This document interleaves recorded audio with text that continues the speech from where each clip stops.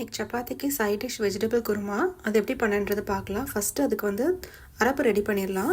அரை மூடி தேங்காய், கூடவே தேவையான அளவு கருவேப்பிலை, 1 டேபிள் ஸ்பூன் சோம்பு. இன்றைக்கி நான் வந்து ஒரு 7லேருந்து ஒரு 10 கேஷ்யூஸ் வந்து ஊற வச்சு எடுத்திருக்கேன். அதுக்குள்ளே சேர்த்துட்டு நல்லா மிக்சியில் வந்து நல்லா அரைச்சி எடுத்துக்கலாம். ஒரு குக்கரில் வந்து நான் ஏற்கனவே வந்து பட்டை, கிராம்பு, ஏலக்காய்லாம் வதக்கியிருக்கேன். அது கூடவே வந்து வெங்காயமும் சேர்த்து நல்லா வதக்கி இஞ்சி பூண்டு பேஸ்ட்டும் சேர்த்து நல்லா வதக்கி எடுத்துக்கோங்க. இன்றைக்கி நான் காய்கறிக்கு பார்த்திங்கன்னா ப்ராக்கலி, கேரட், பச்சை பட்டாணி, கொஞ்சம் போல் கார்ன்ஸும் சேர்த்துருக்கேன். ஸ்வீட் கார்ன் சேர்க்கும்போது இந்த வெஜ் குருமாவோட டேஸ்ட் வந்து வேறு லெவலில் இருக்குங்க. நீங்கள் கண்டிப்பாக ட்ரை பண்ணி பாருங்கள்.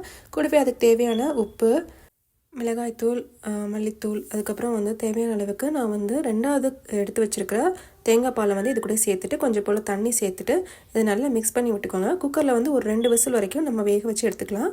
ஸோ வேக வச்சு எடுத்தாச்சு. இப்போ எப்படி இருக்குன்னு பார்க்கலாம். ஸோ இப்போ நல்லா வெந்து வந்திருக்கு காயெல்லாம்.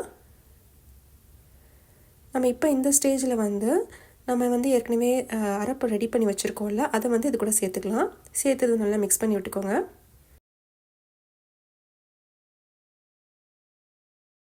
இப்போ அரைப்பு சேர்த்ததுக்கப்புறம் பார்த்திங்கன்னா குருமா வந்து நல்லா கெட்டியாக இருக்கும். இந்த ஸ்டேஜில் வந்து நம்ம முதல்ல எடுத்து வச்சுருக்க தேங்காய் பாலை இது கூட சேர்த்துக்கலாம்.